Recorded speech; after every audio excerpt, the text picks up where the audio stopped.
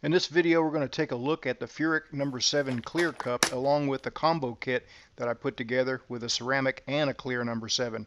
Comes with wedge and split collets, 2 separate insulators, Furic gas lens, end cap.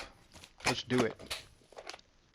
We're using this MT200 for an outside corner joint on 1/8 inch thick aluminum, about 120 Hertz, machine set on 129 amps with a foot pedal.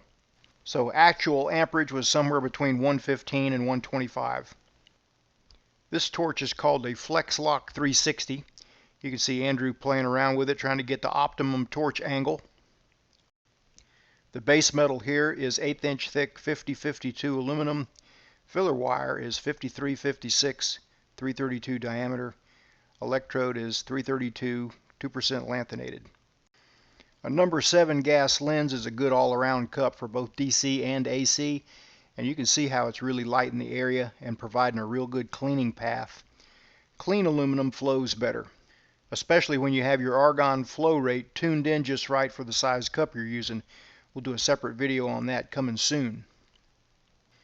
The bottom line is if you don't have adequate flow rate, you won't get the optimum amount of cleaning action no matter what you have your AC balance set on.